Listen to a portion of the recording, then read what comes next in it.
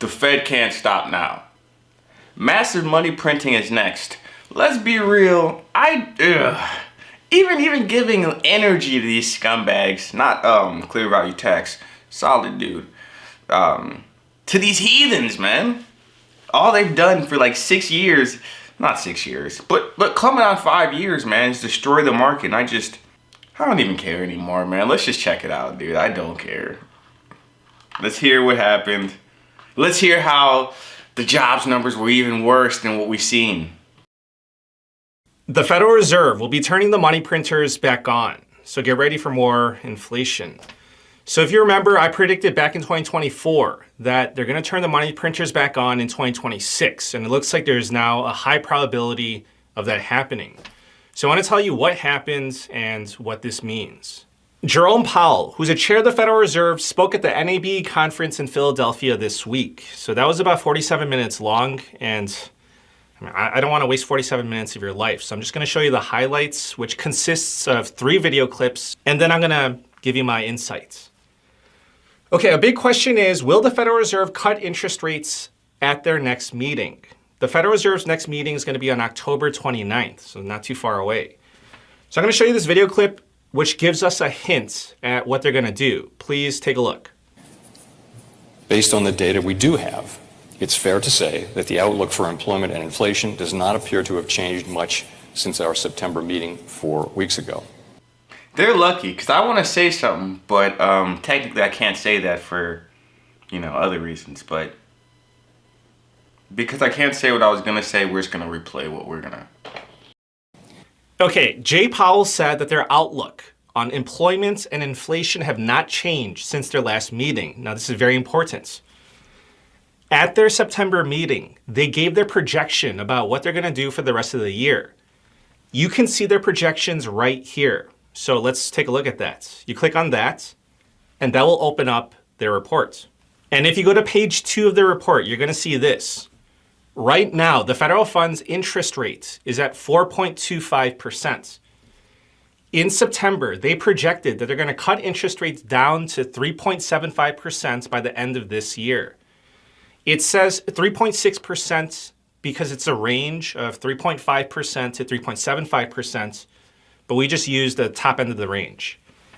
Anyways, this means that if their outlook on inflation and employment have not changed since September, then they're going to stick to their projections, which means that they're going to cut interest rates by 0.25% on October 29th. And then they're going to cut interest rates again by another 0.25% in December, bringing the Fed funds interest rate down from the current 4.25% to the projected 3.75%. Okay, so does the market believe that it's going to play out like this? The answer is a strong yes.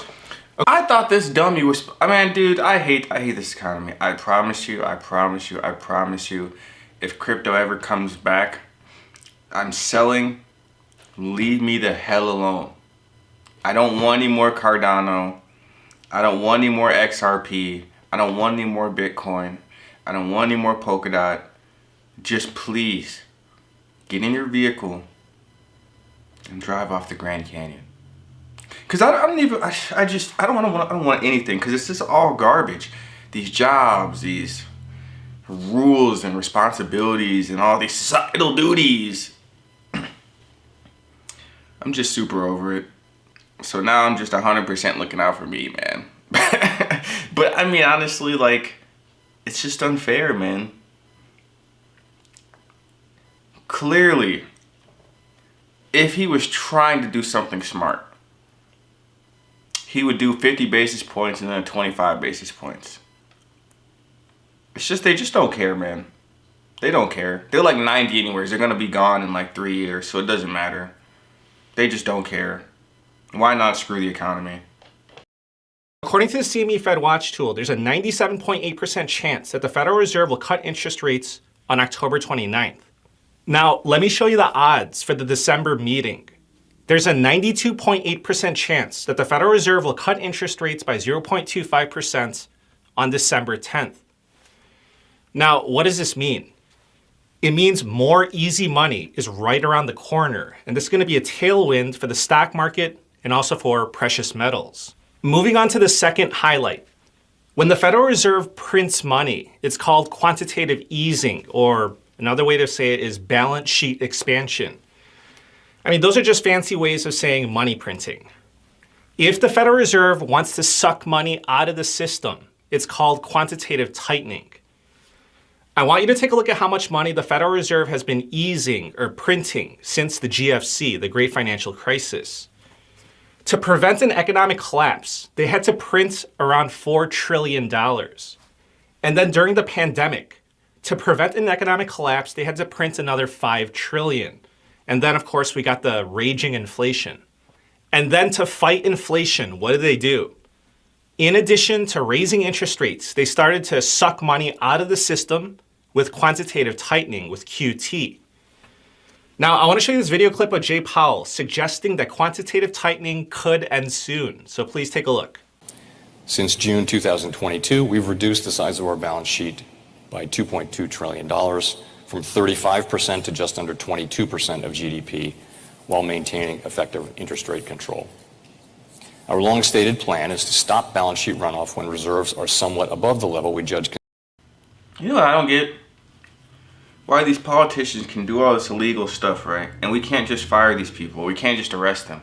I mean, I feel like I know that's messed up to say, but at some point, dude, you need to step down. For a lot of positions. Like, at what point do we just kick them out of here? I'm not going to lie to you. Consistent with ample reserves conditions. By force. We may approach that point in coming months, and we are closely monitoring a wide range of indicators to inform this decision. So listen, this is what I said back in 2024. I said first comes the interest rate cuts, and then they're going to stop the tightening, which is right around the corner. And then comes the quantitative easing, or the money printing, in 2026. I mean, their playbook is obvious because they're cornered. They have no other choice.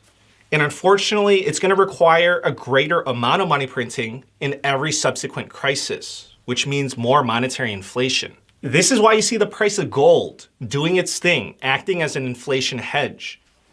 If you didn't know, gold has gone up by 60% year to date. The more dollars that they print, the more gold is going to go up. And they're warming up the money printers. So that's why people say that gold is a safe haven, because they can print dollars, but they can't print gold. And the more money that they're going to print, the more devalued dollars it's going to take to buy an ounce of gold. And just so you know, the Federal Reserve hates gold. Like, do you know why? Because the Federal Reserve's ability to print money gives them more control and more power. But people are catching on to this unfair game. Other countries, they picked up on this a while back, and they started ditching the dollar. They started de-dollarizing right after the GFC. Now, more and more Americans are waking up. They're catching on to this because of inflation. Now, I want to show you this last highlight. It's when Jay Powell was asked about the alarming rise in gold prices. So here's what he said. Please take a look. So one of your predecessors, Alan Greenspan, used to view the price of gold as an indicator of inflation risk. So in that context, how do you view the rally that we've seen in gold? And if you want to throw in Bitcoin, you can comment on that too. I'm not going to comment on any particular asset price, including that one. And I think we think of inflation as driven by fundamental supply and demand factors, and it's not something we look at actively. Completely dodged the question, which basically means they print so much money and he's screwed the economy so much that Bitcoin is still doing relatively well. Can't lie about that. It's really the altcoins that have just been decimated. But it still doesn't feel good. The price of gold is super high because that's what people are running to. But I'm just angry that this whole country is built on a lie, and the lie is for you to believe it, or at least for you to go along with it. I'm going to tell you the sky is purple, and we both know it's not true. But if you just agree, then we can move on. Fair. There you go. Powell gets asked about the rising price of gold. And how does he respond? He responds with no comments. I'm telling you, he knows. Like, he knows what's up. He just doesn't want to tell the truth. And it's pretty straightforward. The more money that's out there, the more devalued each dollar is. And the more dollars it's going to take to buy anything, not just gold, not just silver, but a home, groceries, utilities, etc., everything. And I'll just say that it wouldn't be a problem if incomes rose on par with the rate of money printing, but that's not the reality. And it's a problem because all this money printing, it's going to widen the wealth gap because some people are closer to the money printers than others. So what's that proverb? The closest to the money printers will benefit the most. So what did we learn today? They're still on track to continue cutting interest rates. They're going to stop the tightening soon, and they're warming up the money printers. Inflation's going to continue. We're going to see more asset price inflation. And I'm telling you, we are making history. We're in the middle of the great melt-up, and I'll say it again, it's a process. It's not an event.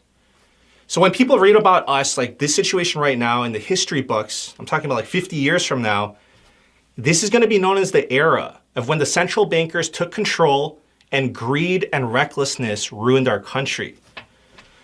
But on a lighter note, I appreciate your support. Thank you so much.